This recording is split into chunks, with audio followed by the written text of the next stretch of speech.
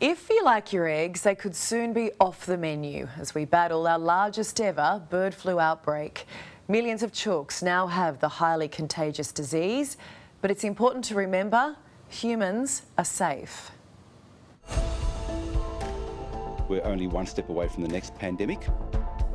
A bird flu outbreak, the largest this country has ever seen.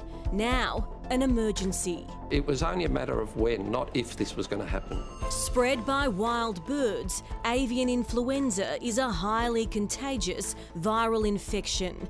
Our free-range farms turning into breeding grounds for the deadly virus. It's now in 3 states. Poultry flocks are being wiped out. Right now, the safest place for chickens is either in a barn, locked up, or in cages. On May 23, bird flu was confirmed in Victoria. Poultry farms near Meredith in the state's west began dropping like flies. By June 7, 5 farms had been placed into strict quarantine. 10 days later, that number had risen to 7, including a duck farm. Today, a different strain of the dreaded virus confirmed in New South Wales. A commercial egg farm in Sydney's Hawkesbury region also locked down.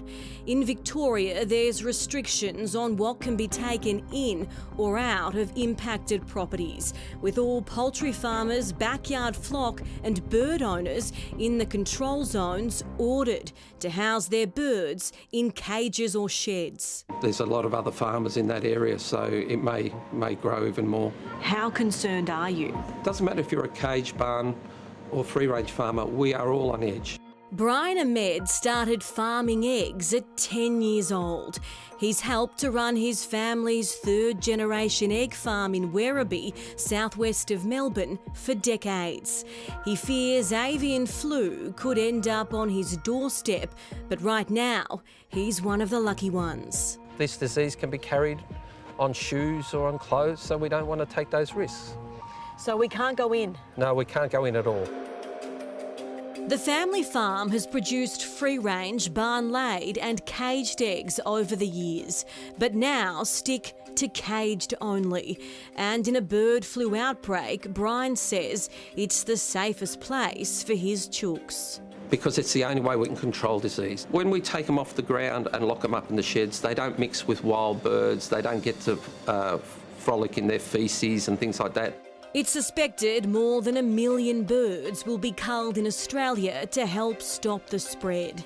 That means egg prices could rise as egg supply falls. Coles has already introduced a 2-carton limit per customer. If the supermarkets don't have eggs, just look around. Your local fruiter and deli and small IGAs.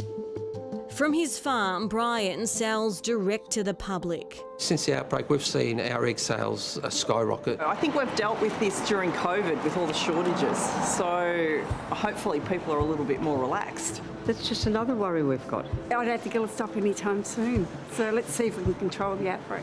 What do you want consumers to know? We want to make sure that your eggs are produced here in Australia. That's why we want to keep a balance of cage, barn and free range. If we phase out or ban cages in Australia, we will end up with major disease outbreaks and we'll end up with no eggs, and then we will be importing our eggs from Asia. Right now, infected birds in Victoria have 2 different strains, but both are highly pathogenic, which means severe symptoms and sudden death in poultry, while an outbreak on a farm in WA last month carries a different strain, and it's low pathogenic, causing few or no symptoms in poultry. The types of flu that have been detected in the farms in Victoria and Western Australia are not the types of flu that cause human disease. Professor of Microbiology Enzo Palobo from Swinburne University of Technology. Eggs are safe to consume, as is poultry meat, as long as all normal precautions are taken in terms of food hygiene. Heat kills the virus, so Enzo recommends cooking both chicken and eggs well. There have been reports in the past that have shown that the virus can potentially get through the eggshell because the eggshell has small holes, we call them pores, and they are bigger than the size of the viruses. So potentially the virus can get inside the egg.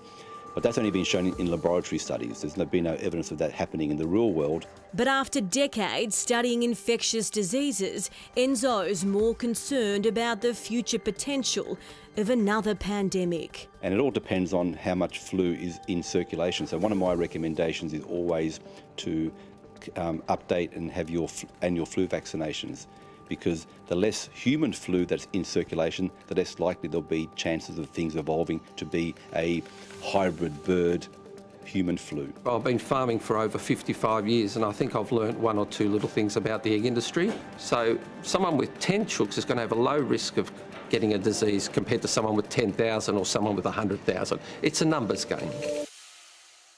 Well, let's hope they can get on top of it quickly.